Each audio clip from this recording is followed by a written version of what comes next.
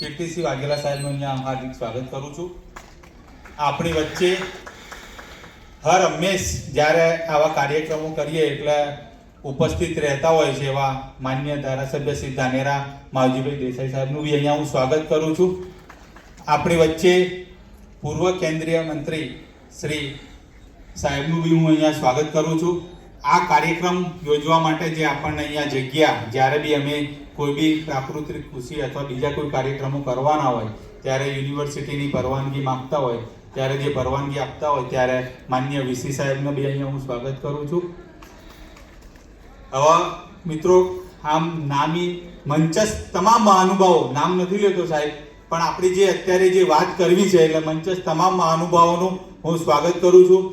મોટી સંખ્યામાં જે કંઈ આપણા પ્રગતિશીલ ખેડૂતો જે પ્રાકૃતિક કૃષિ કરી રહ્યા છે એવા, જેમને સ્ટોલ બી કર્યો હતો અને કંઈક અવનવું કરી રહ્યા છે એવા મારા છેલ્લા 5-6 વર્ષથી હું જેમને ઓળખું છું અને લગભગ દરેકના ફિલ્ડ ઉપર બી મેં વિઝિટ કરી છે એવા મારા તમામ પ્રગતિશીલ ખેડૂત મિત્રો, ભાઈઓ અને બહેનો.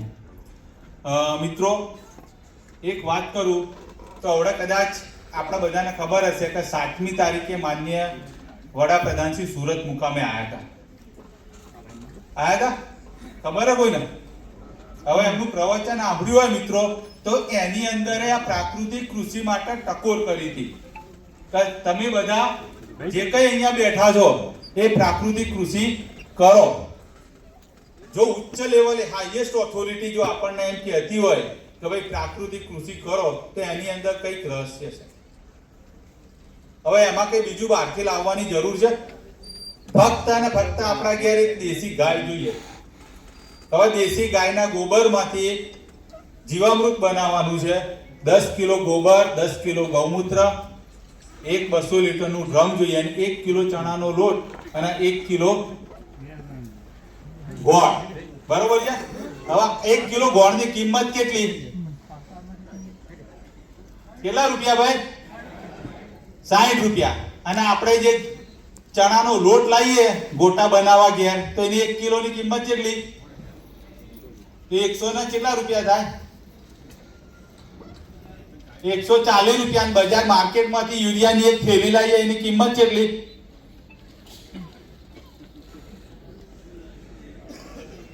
270. તો એ પેલી દુકાન વાળો લે, પણ ઘેર લાઈન ખેતરમાં નાખીએ ત્યારે કેટલા ની થાય? અને એના ઉપર કોઈ દાડ લખેલું જોયું છે કે ભાઈ એના ઉપર સબસિડી સરકાર કેટલી આલે છે? એની જોજો હવે ઘેરજીન કે ઉપર ગવર્મેન્ટ સબસિડી લખેલું હશે. 2100 થી 2200 રૂપિયાની આસપાસ એની અંદર સબસિડી મળે છે મિત્રો. 91 થી 95% સાહેબ ત્યારે આપણને 270 રૂપિયાની થેલી આપણને પડે છે મિત્રો. આપણને એમ લાગે કે ભાઈ 270 રૂપિયાની લાયા આપણે, પણ આપણે જ્યારે બને છે ને ત્યાં ફેક્ટરીમાં ત્યારે એરીએ 2500 થી 2700 રૂપિયાની આપણી થેલી પડે મિત્રો. એ જ કામ આપણું જીવામૃત બનાવેલું 200 લીટરનું ડ્રમ આપણા ખેતરમાં કરી રહ્યું છે મિત્રો. ખાલી એકવાર તમે પોતાના ખેતરમાં જે તમારું ખેતર છે એના અડધા ભાગમાં કરો અને અડધામાં તમે તમારે જે કંઈ નાખો છો એ પ્રમાણે કરો મિત્રો. અને જે આંખો દેખ્યો અહેવાલ, હવે તમારે એક કોઈ બી અત્યારે મગફળીનું આપણે બધા વાવેતર કરીશું, બરોબર? હવે મગફળીનો પાક ગણવા જઈએ આપણે તો 90 થી 110 દિવસનો પાક કહેવાય. હવે દર 15 દિવસે 1 એકરની અંદર આપણે 200 લીટર જીવામૃત નાખવાનું છે. 200 લીટરની આપણે કોસ્ટ કાઢી 160 રૂપિયા, બરોબર? હવે તમારે 8 વખત બનાવવું પડે. 4 મહિનાનો પાક ગણીએ આપણે તો એને 8 વખત બનાવવું પડે તો કેટલા પૈસા થાય ગણી લેવાના આપણે. અને એની સામે આપણે યુરિયા, ડીએપી અને બીજી જંતુનાશક દવાઓની બધાનો ખર્ચો કેટલો કરીએ છીએ અને ઉત્પાદને કેટલું લોસ જાય છે એ આપણે જાતે નક્કી કરવાનું મિત્રો. અમે તો બરોબર, પછી આપણે કરવાનું કે ભાઈ ખરેખર સાચી વસ્તુ છે કે ખોટી. એટલે આપણે આપણા ખેતરમાં જ્યાં સુધી પોતે પોતાના ખેતરમાં ના કરીએ ને ત્યાં સુધી કશી વસ્તુની આપણને ખબર ના પડે. એટલે મિત્રો, આવી આપણે લગભગ દરેક આખા જિલ્લાની અંદર 3 ગ્રામ પંચાયતોની એક આપણે ક્લસ્ટર બનાવ્યું છે અને ક્લસ્ટરની અંદર આવી પ્રાકૃતિક ખેતીની ગુજરાત પ્રાકૃતિક કૃષિ વિકાસ બોર્ડ આત્મા દ્વારા આપણે તાલીમો બી કરતા હોઈએ છીએ. એની અંદર આપણે આપણા જિલ્લાના જે પ્રગતિશીલ ખેડૂતો છે જે પ્રાકૃતિક કૃષિ કરી રહ્યા છે એમને ત્યાં આગળ આપણે વક્તવ્ય માટે બોલાવતા હોઈએ છીએ. આપણા વૈજ્ઞાનિકો ત્યાં આવતા હોય છે, આપણા આત્માનો સ્ટાફ, બોર્ડનો સ્ટાફ ત્યાં આવી અને આપણને આ વિશે માર્ગદર્શન આપતા હોઈએ છીએ.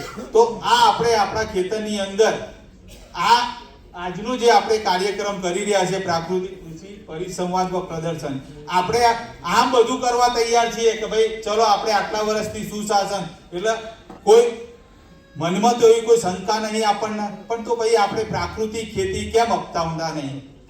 દરેક ગ્રામ્ય લેવલે દરેક વ્યક્તિ જો એક યુરિયાની થેલી બચાવવા ને મિત્રો, તો આપણે બીજા કોઈના ઉપર નિર્ભર રહેવાની જરૂર નહીં. આપણે જાતે જ આપણે આખો દેશ આત્મનિર્ભર થઈ જાય, અને આત્મનિર્ભર થઈ જાય તો કોઈની હાથે હાથ ના લંબાવવું પડે. આપણે બીજા દેશો આપણી જોડે આવે, આપણે એ દિશામાં કાર્ય કરવાનું છે. એટલે એનો એક આ ભાગ છે પ્રાકૃતિક ખેતી. અને પ્રાકૃતિક ખેતી અપનાવ્યા વગર આપણી જોડે કોઈ વિકલ્પ નહીં રહે મિત્રો. જોવું હોય તો જોઈ લેજો. આજથી મારા દાદા, મને ખબર છે સાહેબ, 95 વર્ષે બી ચણા ખાતા હતા. આજે આપણે મસાલા ખાઈ ખાઈ મારી વાત દાઢો પડાવી પડી છે. હાજી વાત કે નહીં? બાકી મારી વાત આપણા કોઈ રોગ નતો, મારી વાત આપણે એ લોકો 100 ગ્રામ ઘી ખાઈ લેતા હતા અંગાથી તાવ આવ્યો હોય તો. અને આજે મારી વાત ઘઉંની રોટલી ઉપર ઘી ખાતા નહીં. તમને કહું કે મને હું કહેવાય કોલેસ્ટ્રોલ થઈ જાય. આ બધું ક્યાંથી આવ્યું? અન્ન એવો ઓટકાર મિત્રો, જેવું ખાઈએ ને એવો ઓટકાર આવે. આપણા ખેતરમાં જે કંઈ તમે વાવો, બીજું તો કંઈ નહીં, પોતાના ફેમિલી માટે આજે જોવું હોય તો જોઈ લેજો. મારા દાદાને ચશ્મા નતા, સમજી લો, મારે ચશ્મા આવી ગયા. બરોબર છે? ક્યાંથી આયા? બધાના ઘેર બી જોજો આજુબાજુમાં નાનું 10-12 વર્ષનું બાળક હશે ને તોય ચશ્મા આવી ગયા હશે. તમને કહું સાહેબ, તો આ બધું આ જે છેલ્લા 40 વર્ષની અંદર એ બધું કહેવા વાળા અમારા જેવા સાયન્ટિસ્ટો, વૈજ્ઞાનિકો જ હતા. પણ એ વખતની પરિસ્થિતિ જુદી હતી. આપણે લાલ ઘઉં ખાતા હતા, બીજા દેશોથી મંગાવતા હતા. આજે આપણે પગભર થઈ ગયા છે, આત્મનિર્ભર થઈ ગયા છે. કોઈ ઘર એવું બાકી નહીં હોય કે આખા વર્ષના એના ઘેર ઘઉં અથવા બાજરી નહીં પડી હોય એવું. બરોબર? પહેલા આપણે કંટ્રોલમાં આવતી, એ લાવતા અને પછી ખાતા હતા આપણે. આ પરિસ્થિતિ આપણે કાઢેલી છે. પણ આજે એવું કોઈ ઘર બાકી નહીં હોય કે જેના ઘેર આપણે નહીં હોય. એટલે મિત્રો હવે એવું કરીએ કે એનાથી સારી ક્વોલિટીનું આપણે બધા જમીએ આપણા ઘેર. અને એનો જે ઇમ્પેક્ટ છે એ આપણને અત્યારે ખબર નહીં પડે, પણ 2-5 વર્ષ પછી આપણા છોકરામાં કે આપણા જે કંઈ બાળકો છે આપણામાં જે વિચારસરણીમાં જે ફેર આવશે, અને પછી જ્યારે આપણે કહીશું કે ના જે અન્ન એવો ઓટકાર, ત્યારે આપણને ખબર પડશે મિત્રો. આપણી જોડે વક્તાઓ બી છે સાહેબ, અને સમયની પાબંદી છે. અમે અમારા લેક્ચરોમાં જ્યારે ત્યારે આવા પ્રાકૃતિક ખેતી વિશે ડીપમાં જણાવતા જોઈએ છે. એટલે વધુ કંઈ કહેતો નહીં, પણ આપણે જે અહીંયા બેઠા છીએ એ શિયાળા ઉનાળામાં આપણા જિલ્લામાં યુરિયા અને ડીએપીની બૂમ ના પડે તો એ સમજવાનું કે આપણે ખેતી કરીએ છીએ પ્રાકૃતિક. બાકી જો યુરિયાની લાઈનમાં ઉભા રહ્યા અને ત્યાં ગાડી જઈ સાહેબને કોકને ફોન કરવો પડે ભાઈ યુરિયા આવવા દો, તો આપણે પ્રાકૃતિક કરતા નથી એવું સાબિત થાય. એટલે આજનો આ કાર્યક્રમ છે એને પૂરેપૂરો આપણે અને આપણા જે ફેમિલી મેમ્બર છે વત્તા આપણા સગાવાલા છે એ બધાના પ્રાકૃતિક ખેતી કરતા થઈએ એવી અભ્યર્થના સાથે વિરમું છું. જય હિન્દ, જય જય ગરવી ગુજરાત.